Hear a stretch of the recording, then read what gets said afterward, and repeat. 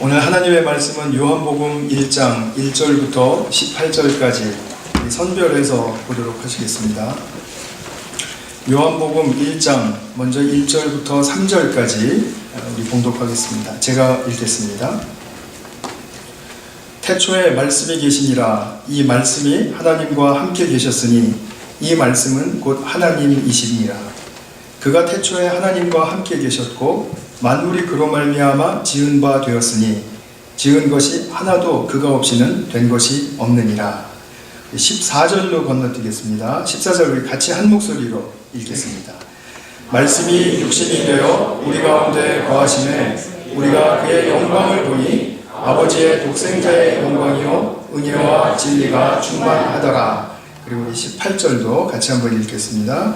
본래 하나님을 본 사람이 없으되 아버지 품속에 있는 독생하신 하나님이 나타내셨느니라. 오늘 이 말씀이 우리들의 심령에 정말 정직하게 치고 들어와서 믿어지고 또 이것에 의지하는 역사가 있으시기를 바랍니다. 제가 먼저 말씀드리고 싶은 것은 목회자로서 교회 사역을 하는 그런 목적 중에 가장 중요한 것이 제 나름대로 결론을 내리기를 하나님의 자녀된 우리 성도님들을 하나님의 말씀 앞에 바르게 서게 하는 것을, 서는 것을 도와드리는 것이다, 이렇게 생각합니다.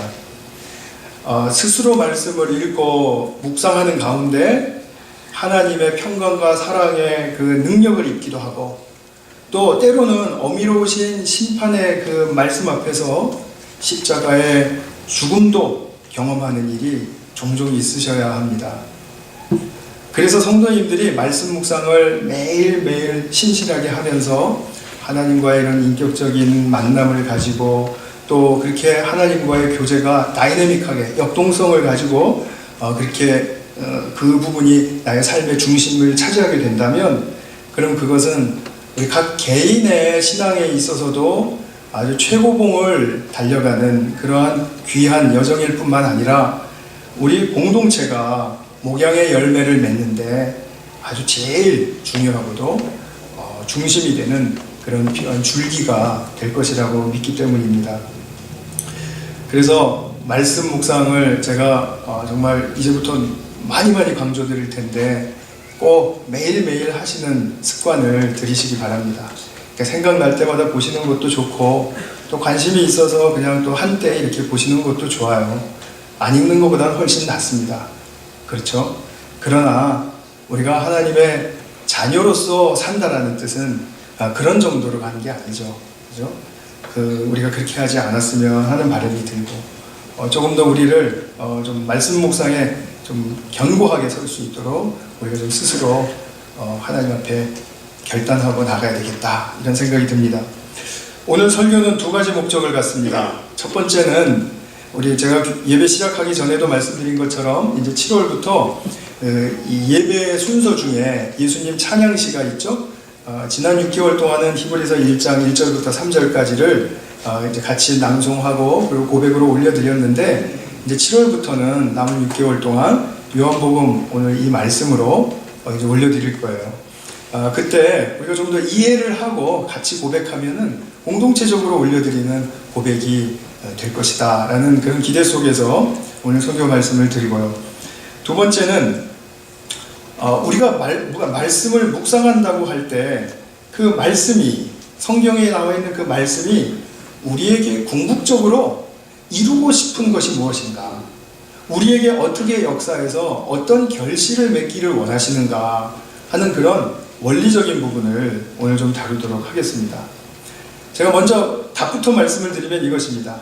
말씀이 우리의 내면에, 우리의 생각 속에 부딪히고 들려져서 우리의 삶에 그것이 성스럽게 육화, 행동화 되는 것으로 나타나는 것. 말씀이 하고 싶으신 일은 바로 그겁니다. 말씀이 우리 안에서 그냥 깨달음과 지식으로만 남아있는 게 아니라 그것이 바로 우리의 삶의 표면으로 나타나기까지 우리의 행동을 변화시키는 것, 그것까지를 말하는 것입니다. 그래서 말씀을 매일매일 묵상하심으로써 이것이 이루어진다라는 것을 믿음으로 보고 그리고 실제로 경험도 하고 이렇게 하면서 나가는 거죠. 신앙을 갖고 오래되었는데도 변화가 없다. 그래서 왜 그렇습니까? 말씀을 안 믿어서 그런 건 아니라고 생각이 들어요. 말씀을 믿는 마음은 있습니다. 소원도 있고요. 근데 그 보이지 않는 말씀의 능력이 내 안에서 역사해서 정말 요동치듯이 역동성을 가지고 역사해서 나의 몸의 행위와 표현과 습관으로 육신화, 그러니까 말하자면 성화 되지 않기 때문이죠. 딱 원인은 그것 하나일 거예요. 그러니까 우리가 그 중요한 원인을 우리가 알고 있다면 원인을 해결해야 되지 않겠습니까? 그것이 주님의 은혜의 방법 속에 아주 중심에 들어있는 것입니다.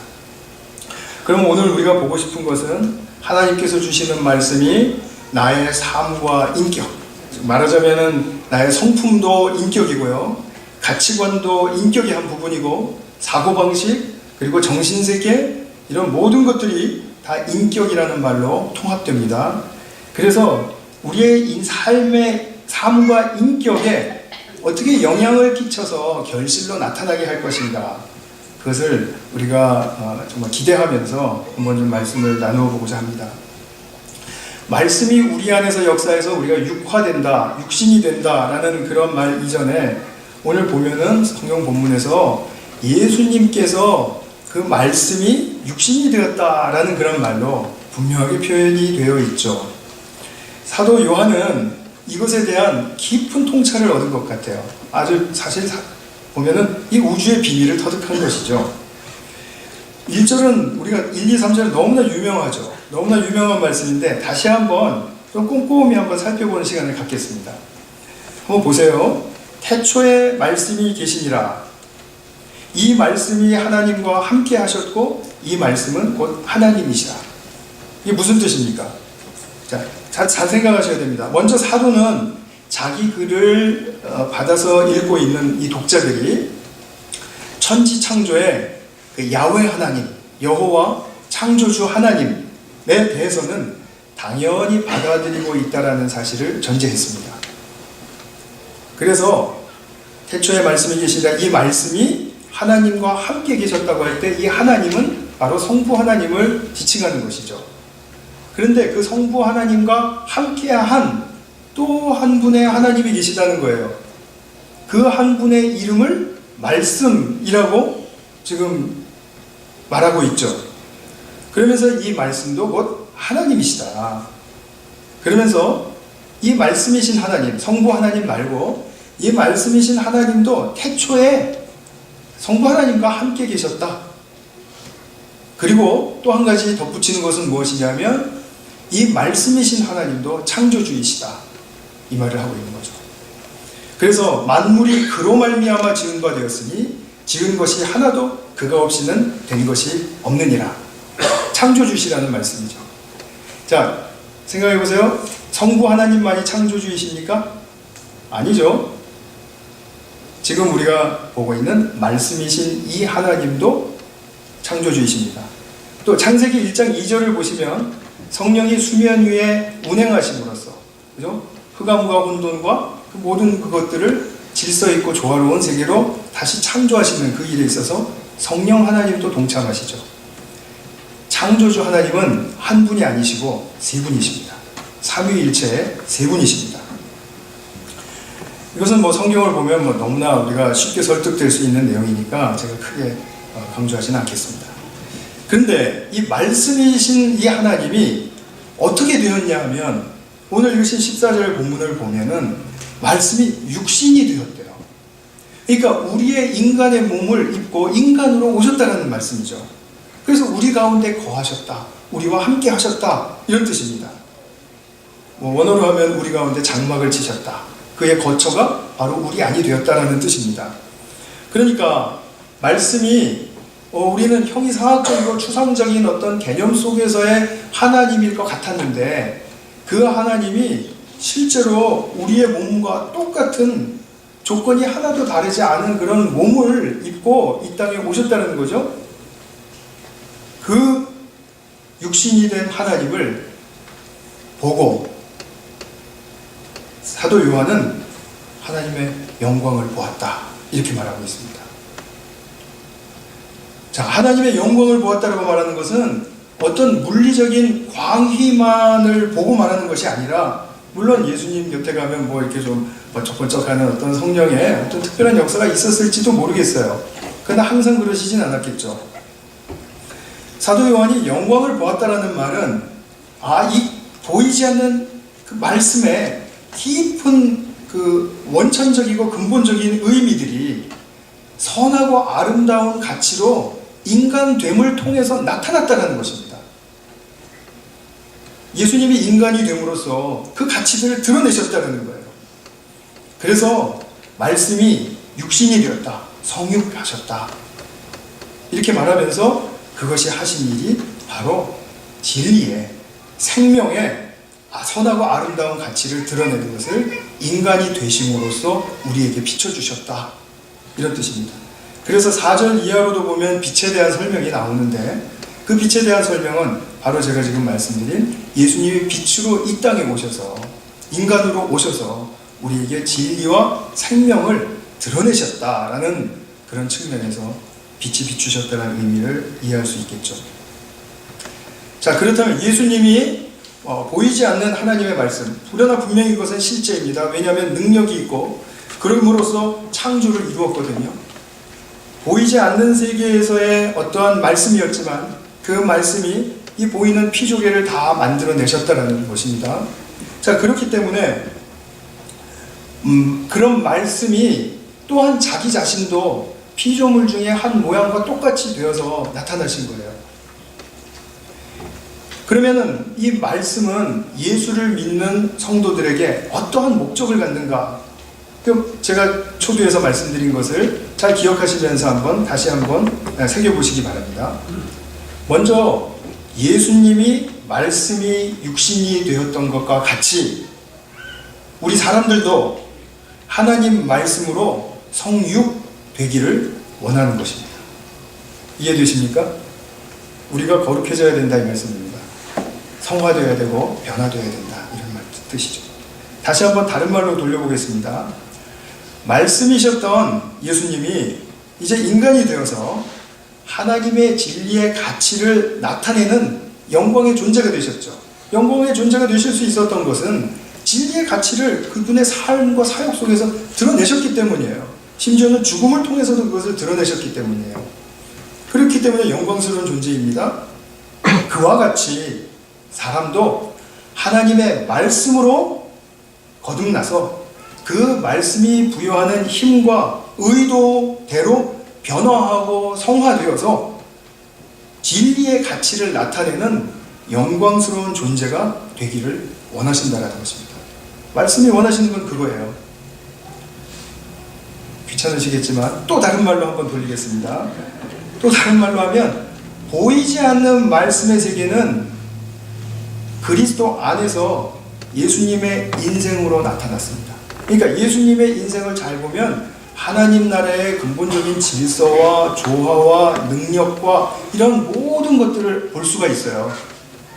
그와 같이 우리도 창조의 능력을 가진 이 말씀을 잘 받아서 우리의 변화가 되면 우리의 인생을 사람들이 볼 때 하나님 나라는 저런 질서와 저런 조화와 저런 능력과 저런 성품을 가지고 있는 나라로구나. 이것을 알게 하기를 원하시고자 말씀이 우리에게 역사하신다는 것입니다. 제가 표현은 좀 다 다르게 했지만 아마 또 다 비슷하게 들리셨을 겁니다. 다 같은 말입니다. 말씀이 우리 안에서 역사하시고 그것이 육화, 행동으로 나타나기까지 육신화 되는 것을 목적으로 한다. 바로 그것이죠. 그래서 줄여서 말하면 우리 인생을 살면서 우리는 작은 예수가 되는 것이 목적입니다. 어떠한 맥락에서요? 말씀이 육신이 되는 맥락에서 우리는 작은 예수가 되는 것이 참으로 바른 것입니다. 그런데 이것은 이 땅의 차원의 것들로 되는 게 아니지 않습니까? 땅의 차원으로는 도무지 될 수가 없어요. 그래서 위로부터 생명을 주시는 그 능력을 경험해야 이 일이 가능해집니다. 그래서 요한은 요한복음 3장 3절에서 사람이 거듭나지 아니하면 하나님 나라를 어떻게 할 수 없다고요? 볼 수 없다. 또 3장 5절에서 사람이 물과 성령으로, 이건 그냥 성령이라는 뜻입니다. 강조한 표현이죠. 성령으로 거듭나지 아니하면 하나님 나라에 어떻게 할 수 없다고요? 들어갈 수 없다. 그러면 우리가 성령으로 거듭난다는 것은 알겠는데 성령으로 거듭난다는 것이 도대체 어떤 사건입니까? 어떤 사건인지 좀 막연하시잖아요. 그러면 이제 성경은 우리 성경이 풀어줘야죠. 어저께 우리 매일 성경 본문을 보시면 이런 말씀이 있습니다. 야고보서 1장 18절의 말씀, 우리 다 같이 한번 읽어보겠습니다. 시작. 그가 그 피조물 중에 우리로 한 첫 열매가 되게 하시려고 자기의 뜻을 따라 진리의 말씀으로 우리를 낳으셨느니라. 자, 성령으로 거듭난다는 것과 진리의 말씀으로 우리를 낳으신다라는 표현은 동일한 사건이죠. 진리의 말씀을 우리가 듣고 그것을 부딪히고 그것이 우리를 영적인 그 하나님의 말씀이 우리의 죄에 속했던 육적인 것들을 딱 사로잡아 주실 때 그것은 우리의 겸손한 태도도 필요하고 또 우리의 무능력을 고백하기도 해야 하고 그런 일들이 필요하죠. 그런 가운데 하나님의 말씀이 딱 우리 심령에 부딪히기 시작해서 그것이 나에게 인정될 때 우리는 거듭나게 된다. 이런 뜻입니다. 자기가 거듭나는 것을 표면적으로 알 수 있습니까? 없습니까? 그건 알 수 없어요. 그러나 자기의 양심과 자기의 센스, 감각은 압니다. 아, 하나님의 말씀이 내게 들어왔구나. 들려졌구나. 그러면 사람은 변화되는 시작의 길을 들어온 것입니다. 우리가 예수를 믿어야 하는, 즉 예수님과 하나가 되어야 하는 중요한 이유는 예수님이 보이신 말씀의 영광에 이르기 위해서 우리도 동일하게 예수님의 그 성육신 선상에 있어야 하기 때문에 그런 것입니다. 우리가 예수님을 믿어야 하는 이유는 말씀이 육신화되는 그런 예수님과 같은 동일선상에 있어야 되기 때문에 그런 것입니다. 그래서 예수님을 믿지 않고 인정하지를 않으면 이 일이 일어나지를 않는 것입니다. 죽었다 깨어나도 일어나는 일이 안 되는 것입니다. 무슨 말인지 듣고는 알지만 사실은 자기에겐 경험이 없기 때문에 늘 그냥 관심 없는 그런 영역입니다. 뭐 매일 생각할 필요도 없고 그리고 뭐 내 인생에 중요한 사안으로 받아들일 필요도 없습니다.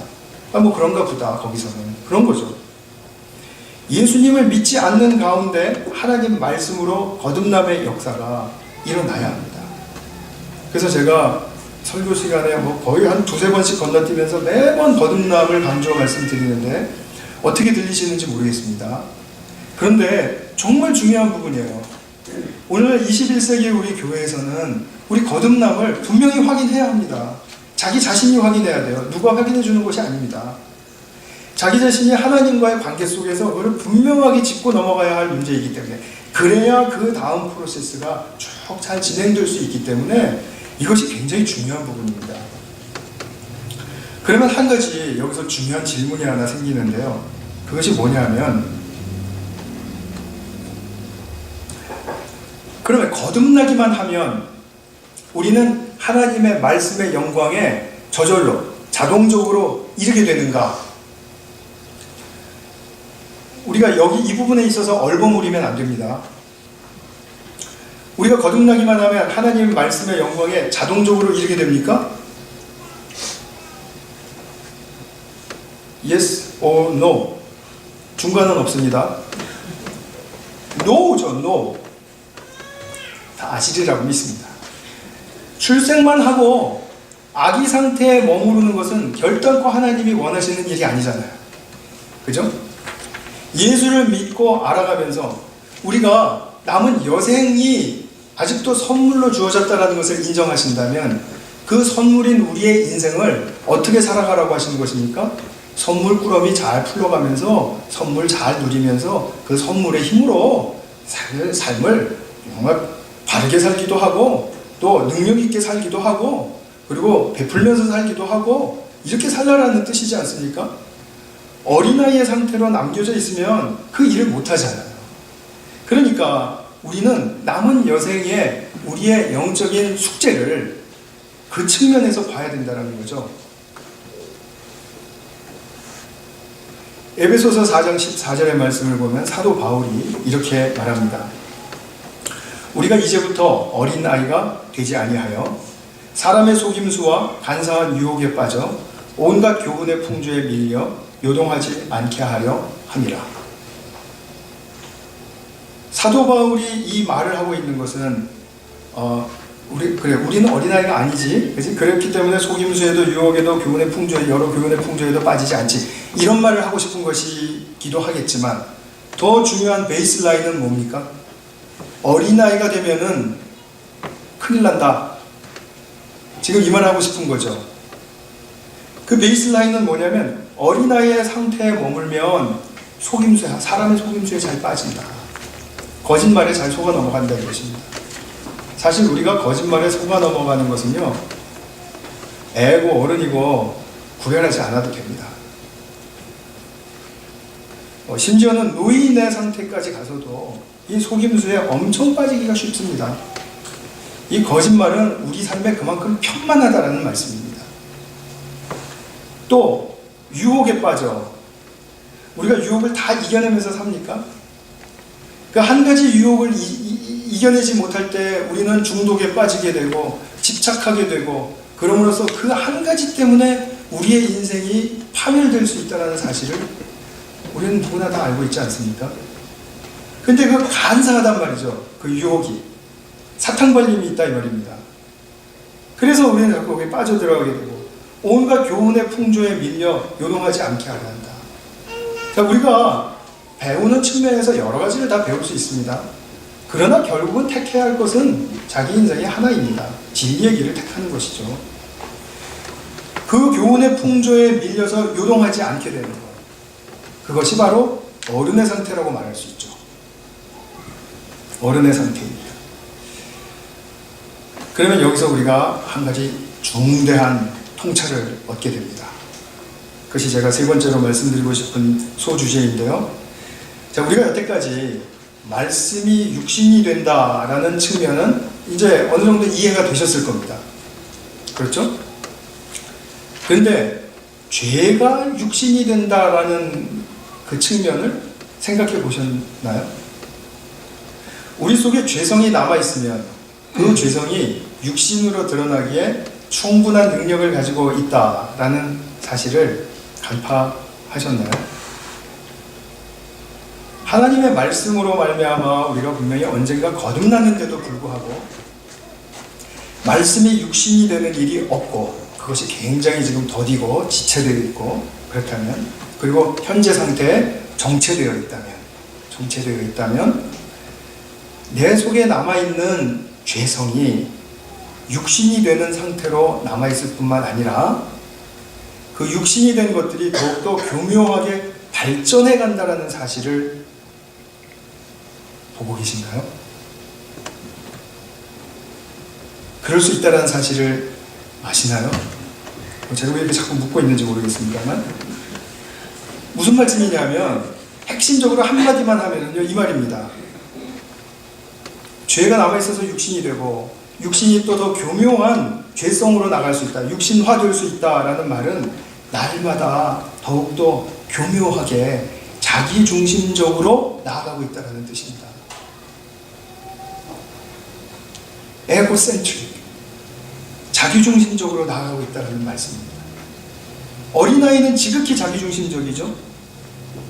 그런데 이 어린아이의 상태에 그대로 있으면 우리가 머리도 자라고 육신도 자라가지고 어른의 모습은 하고 있고 사회생활도 하고 있지만, 그 지극히 자기중심적인 것이 아주 살아남을 요령과 기술과 이런 기타 등등으로 자꾸 조금씩 변모시켜서, 그래서 자기가 살기 위한 방법으로 사용하는 그러한 방식의 삶을 계속해서 버리지 못하게 된다는 거죠. 그것은 무엇을 못하게 하느냐 하면 오늘 윤 집사님 기도의 내용에 아주 그것이 정확하게 들어가 있었습니다.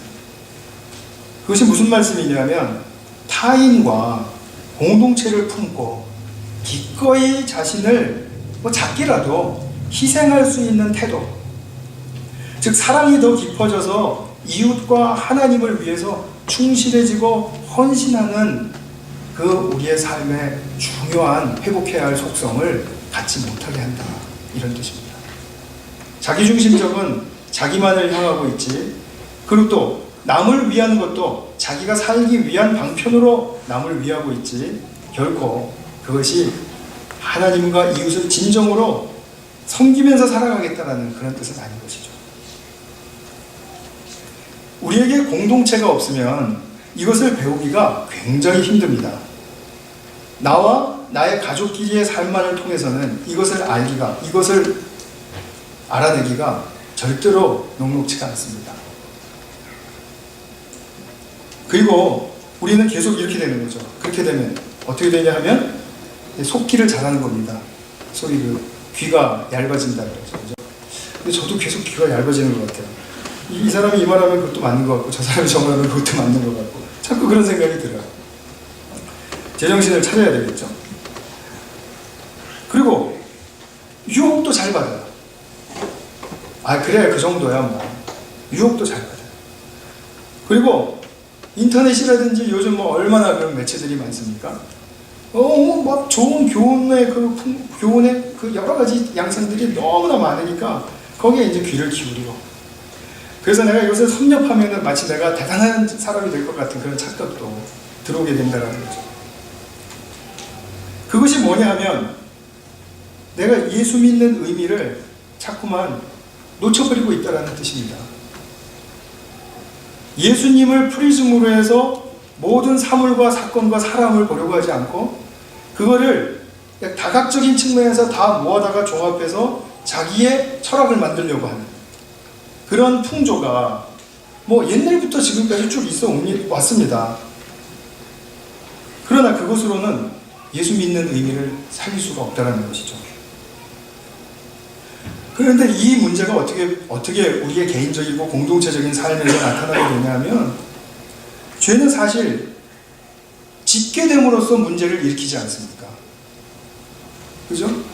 꼭 죄라는 것이 해악을 끼치고 어떤 나쁜 짓을 하고 비도덕적이 돼서 죄가 아니라 자기 실속을 차리려는 자기중심적인 속성으로 똘똘 뭉쳐있으면 그 사람은 언젠가는 남과의 관계 속에서 그런 자기 속성으로 말미암아 그 관계의 피곤함을 느끼게 되고, 그리고 관계를 더 발전해야 될 필요성도 못 느끼고 그 관계가 내 인생에 얼마나 중요한지도 놓쳐버리게 되는 그런 결과를 가져오죠.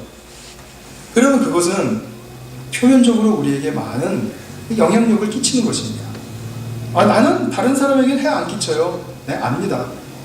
해 안 끼치는 것은 어떤 의미에서 말씀하시는 건지 알겠는데, 진정한 공동체를 이루는 데 있어서는 해를 끼치는 것입니다. 이것은 제가 너무 심한 말씀으로 드리는 것이 아니라 정직한 말씀이에요. 부부관계에서도 생각을 해보세요.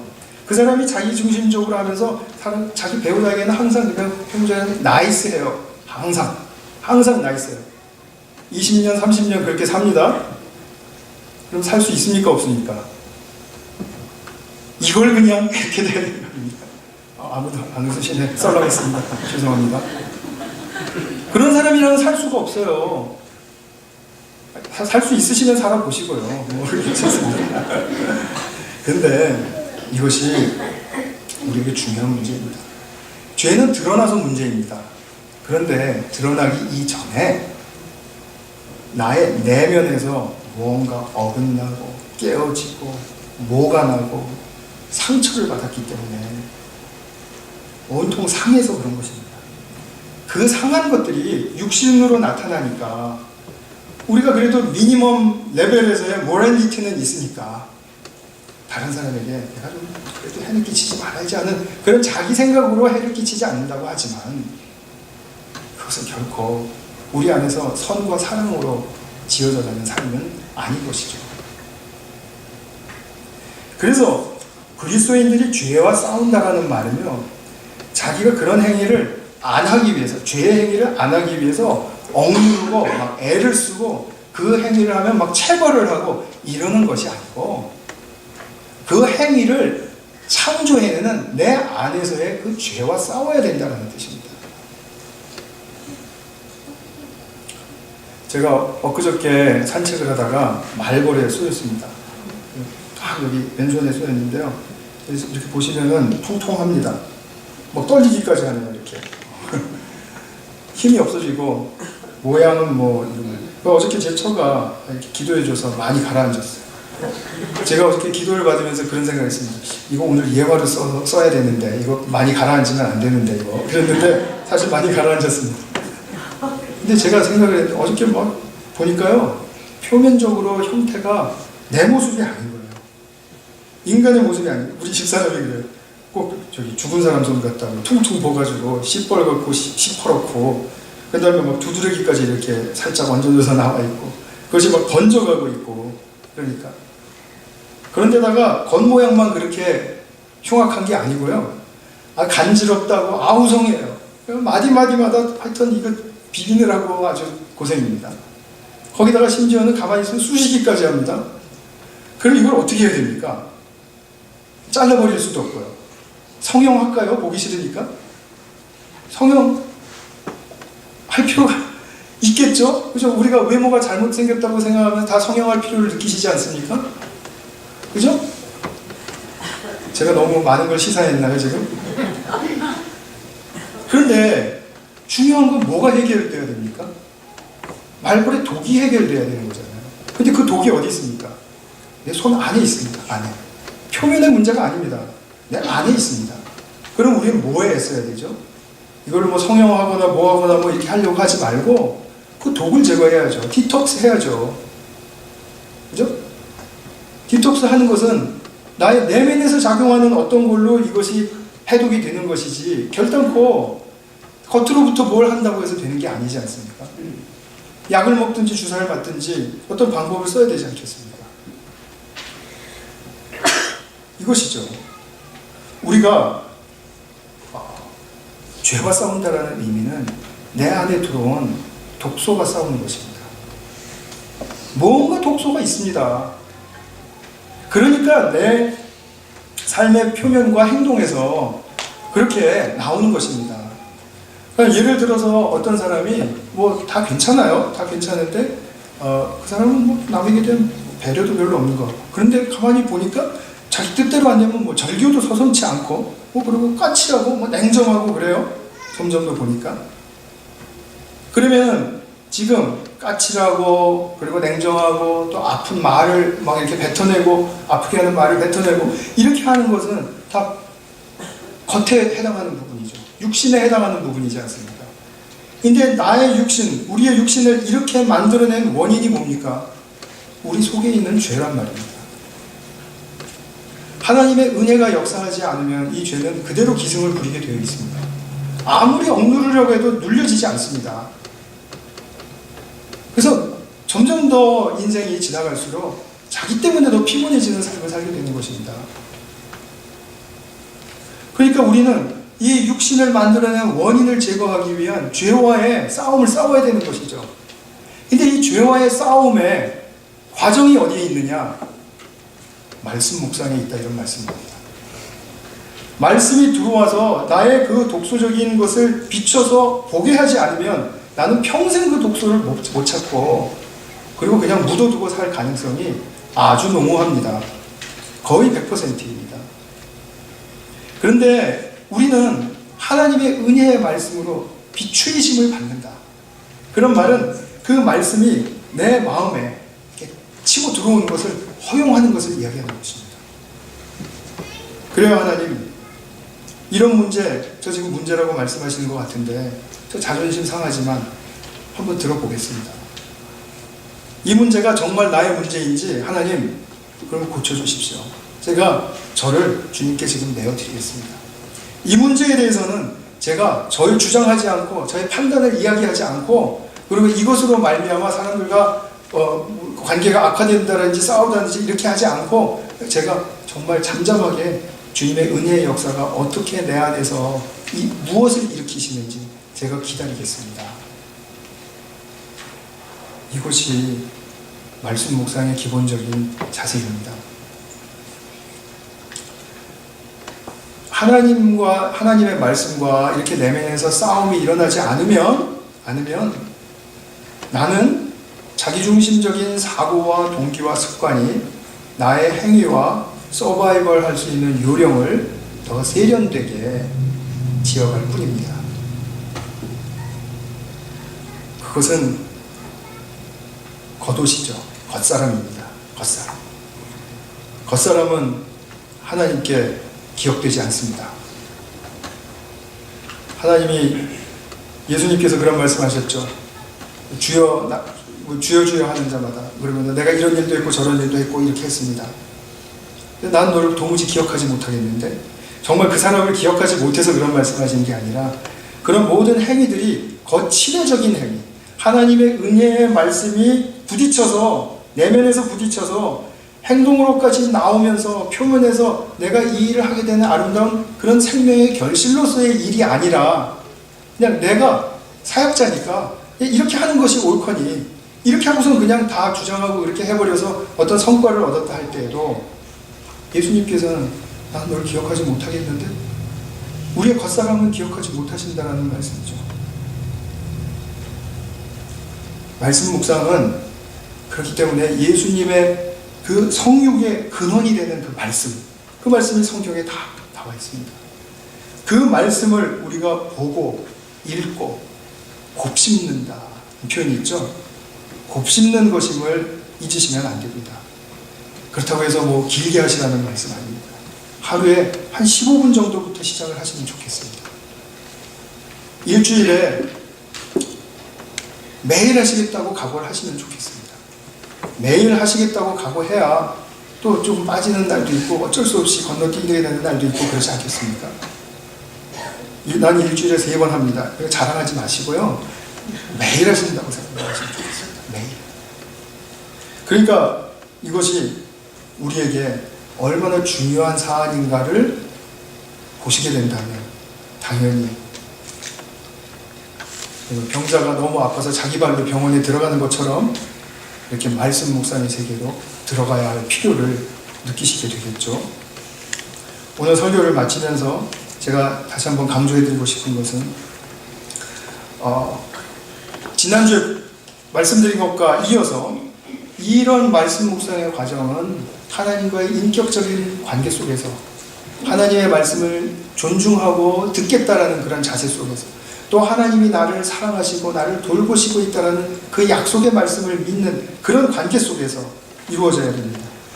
그러지 않으면, 인격적인 그러한 관계가 아니면요, 위로부터 감동이 있을 수가 없죠.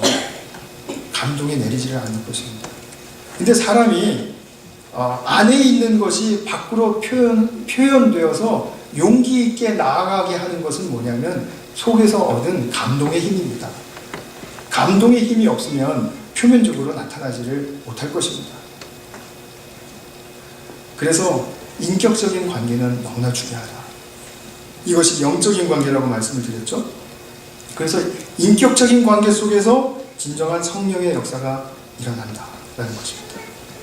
이제 오는 주간에도 말씀 묵상에 힘쓰시고, 요즘 야고보서 묵상하고 계시는데 매일매일 말씀 묵상에 힘쓰시고 하나님을 깊이 알아가시는 그런 가운데 주어지는 말씀이 저와 성도님들 삶에 육신을 입고 드러나기를 축원합니다. 같이 한번 기도하겠습니다.